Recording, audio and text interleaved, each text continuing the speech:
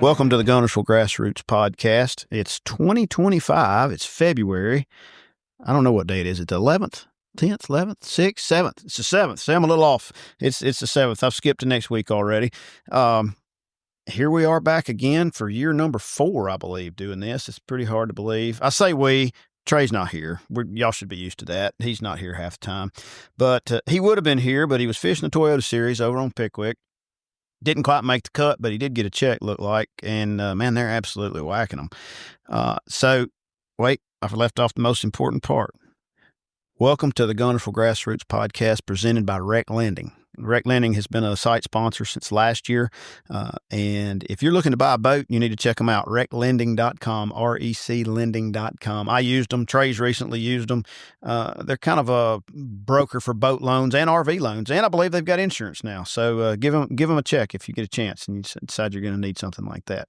So today being Friday, I have with me one of the winners of the Rattletrap Tournament. His partner was supposed to be here. He's fishing. We were supposed to do this a couple of days ago, and those boys were fishing. So Grant Smith was kind enough to join me. He's actually sitting here with me today. Grant, thanks for coming. Yeah, thanks for having me. And so Bryan Sharp and Grant Smith fished the Rattletrap Tournament this past Sunday, and they topped a 240-ish boat field with 26.68. With second place being 25.33. I had about 14 or 15 pounds, so I didn't even weigh them. I just went and stuck tags in the backs of all mine. So Grant, congratulations. First Thank off, that was just quite the feat. Did you know you were going to win? About lunchtime, we had a feeling we were pretty close. So. Yeah. I mean, my guess was 25 to 26 pounds. That's what I was going to guess, about 25 pounds. Yeah. So I'd ask you what you caught them on, but we kind of know it was a rattle trap of some kind, right? Yes, sir. Yeah.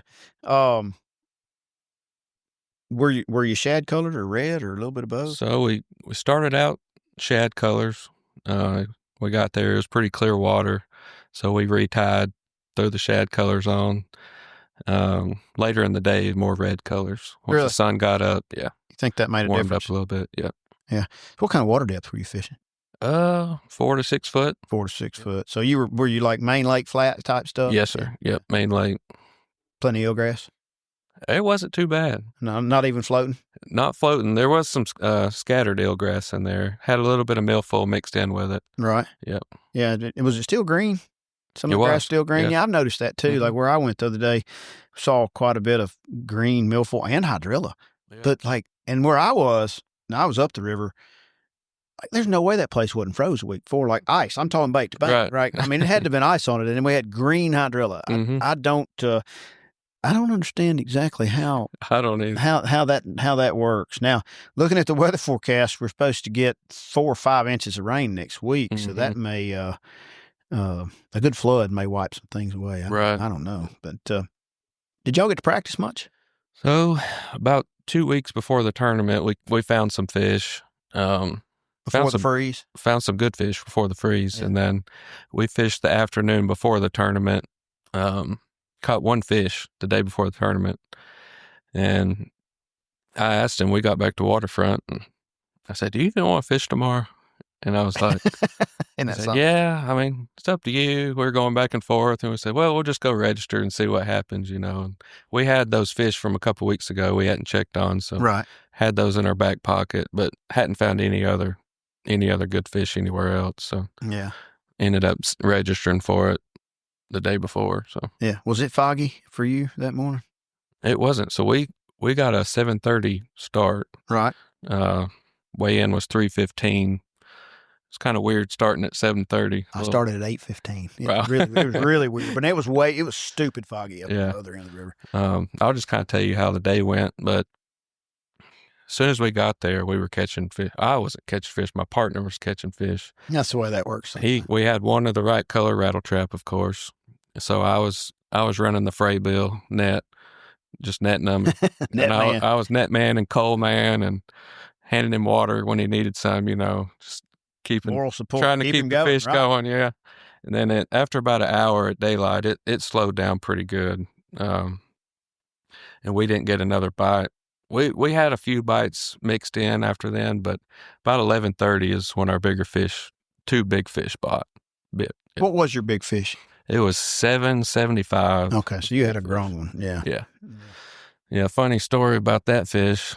My partner actually grabbed a sandwich out of the live well or the cooler, and I grabbed his rod, and I got up on the front of the boat, made about 2 casts, and I said, "Man, I don't think there's any stumps in here. I think I'm hung on something." And then the drag started squealing, and I said, "Well, maybe I hooked a carp or something." And then it jumped and realized, nope, not a carp. That's an 8-pounder. Wow. And not long after that, we caught a 5.5, and we knew then about 12 o'clock that we had a pretty good chance. Yeah, so. pretty. You knew you were over 25 pounds for Right. sure. Yes, sir. But did you catch very many fish? We caught 18 to 20 bass. Yeah. That's about what we did that day. Mine were just all 2.5 pounds.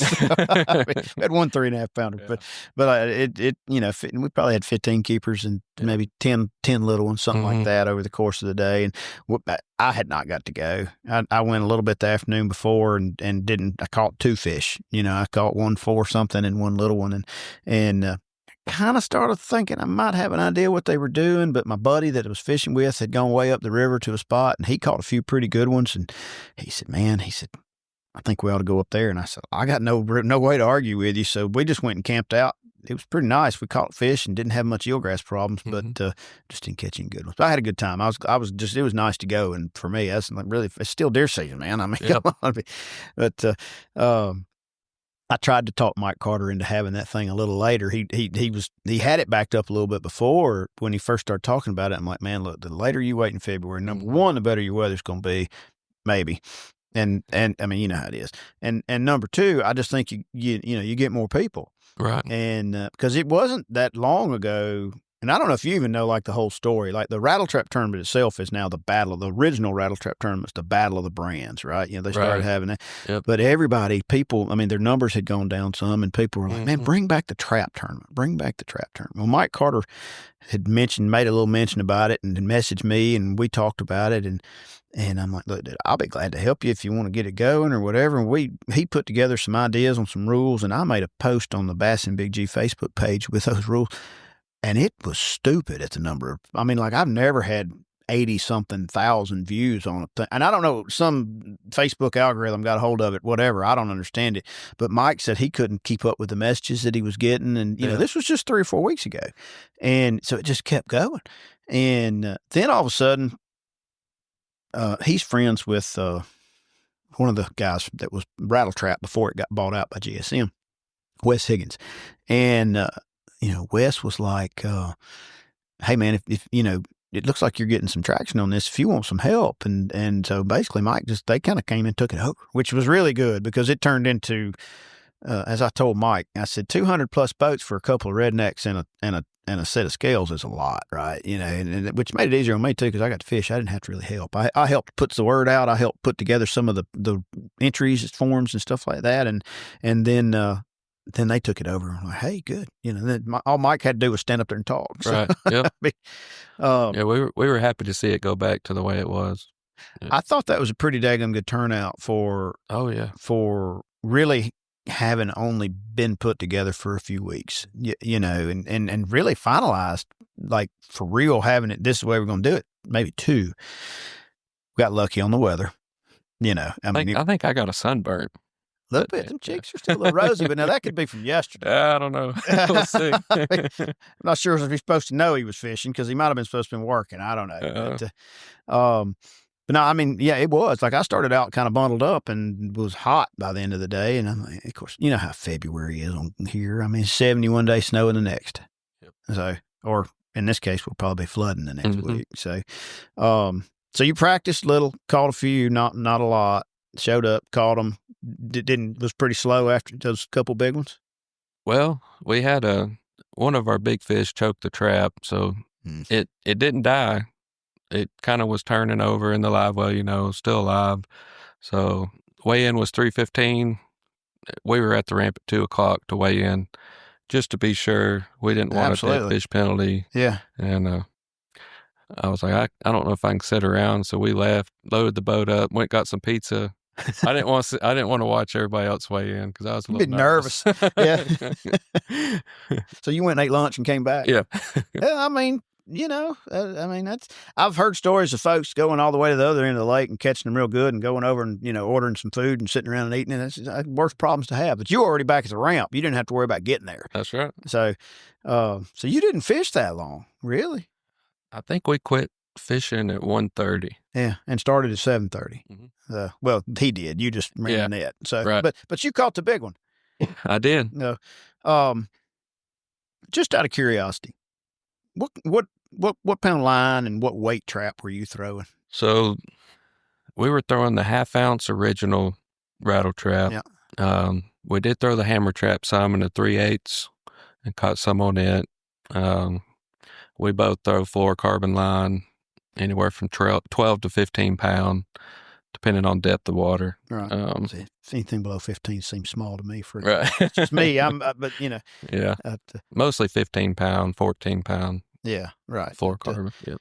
Now, were you having to fish it slow and steady, or was there something special to it? Yeah, we were fishing as slow as possible. Rod tip up, just milking it through it, not really popping. Barely touching the grass. Tipping it a little bit. Yeah. It's not too shabby. Pretty good day. 775. You won about $5,000, didn't you? Yes, sir. Yep. And can you believe you didn't get big fish for the 775? I know. I mean, big fish was actually 9.11, which is the biggest fish that I've seen in a Guntersville tournament in quite a while. So, do you fish a whole lot? I mean, you normally fish pretty regular. I like to fish February through May. Yeah. I've got too many other hobbies. So. Right. You got any kids? I've got one on the way. Got one on the way. That'll change things too. Right. When? April, end of April. End of April. Yep. Yeah. That first one, huh? Mm-hmm. Yeah. That'll change things just a little, but that's okay too. Is it boy or girl? Girl. Yeah, my first one was a girl. She's 20 now. I feel kind of old. So, they had 17 bags over 20 pounds in that. And here's the crazy part. Paid 47 places. 17.83. Wow. 40th place down. So I thought that was pretty good, for 40 to 50 degree water. What water temp were you seeing where you were at?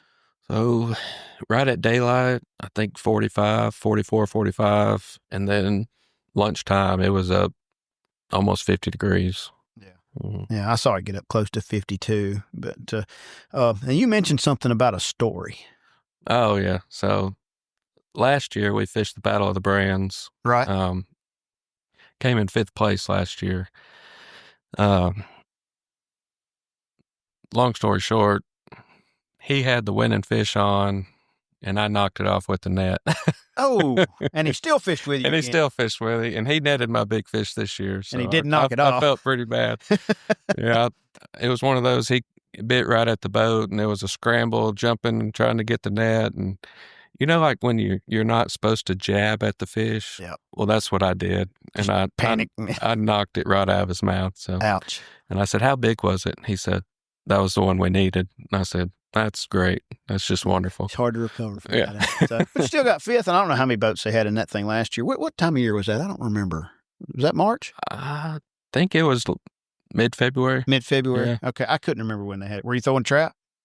We were throwing the MR6 last year. Yeah. No, that's actually a pretty good crank. Oh, we love it. Yeah. And, it's like the little Rapala one that doesn't break quite as easy. Yeah. But, so you should have won last year. And then you did, you were there. I mean, what kind of weight did y'all have? We had a little over 23 pounds. And lost a big one. And lost the big one. Ouch. Yeah. I'm just impressed dude fished with you again, or didn't knock your fish off. I mean, it's funny. I came by the weigh-in for a few minutes and was talking to Mike Carter, and then he stuck me behind a microphone in front of a crowd, which I'm really, believe it or not, that's really not a big fan of. But it's something I have to do but I don't love it. And one time I think I saw you, and I looked, and I'm like, I know that dude. I had no idea you had won. It wasn't over yet, and And then I didn't even look at the names that much. And then I was talking to one of our mutual friends, and he goes, "Well, he won." And I went, "No kidding." And so that's when I messaged you, and I'm like, "Well, hey, you want to come on here and talk?" So, I appreciate you coming by and telling us a little bit about it. It sounded from most of the people I talked to, it really turned out. I mean, people caught fish, even like what I did. I mean, I didn't have a great day, but we caught some fish, which honestly, I think I caught. Well, the day before, I caught the first bass I'd caught this year because it's January or barely, or right. You're a deer hunter, aren't you? Oh yeah, yeah, right. Yeah, so I mean, it's hard to go fishing during deer season. It is. It just is. So,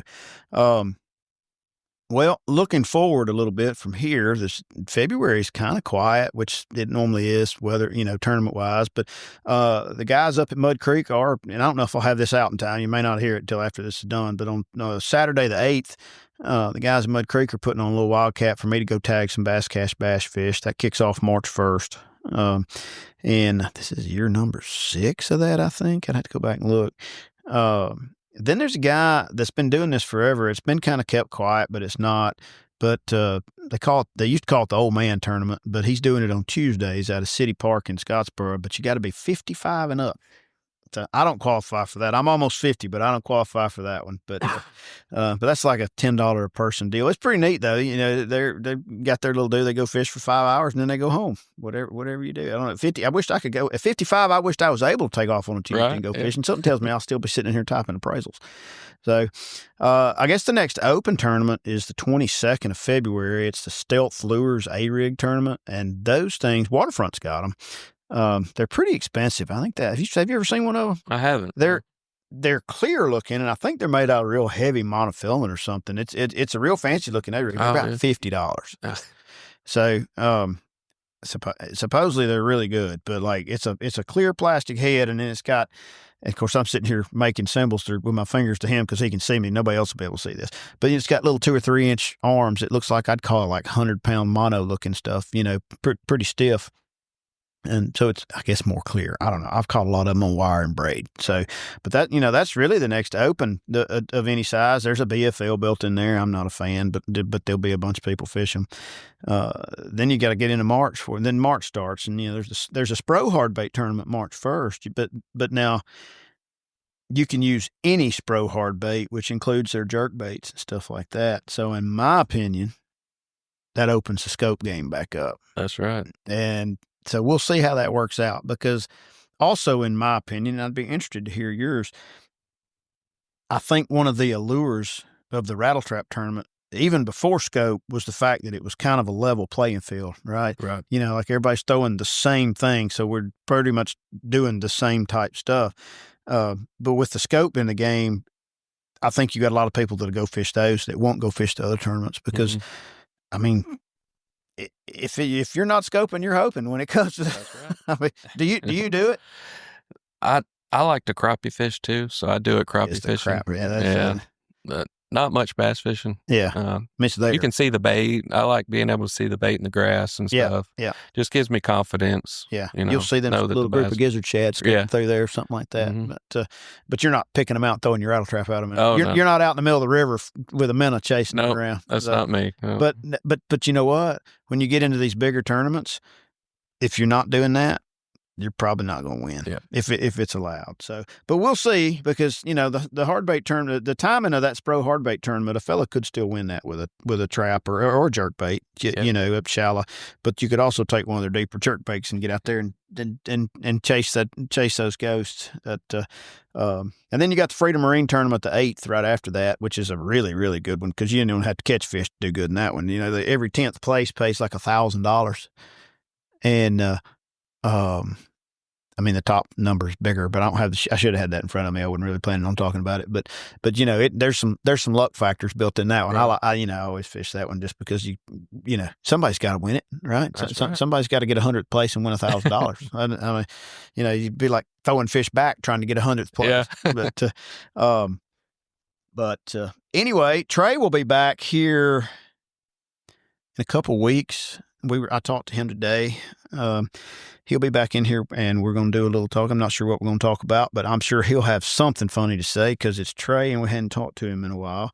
Until then, welcome back. I'm glad you're listening. Appreciate you checking in to see us. Grant, appreciate you coming by. Yeah, thanks for having me. And till then, enjoy the floating grass.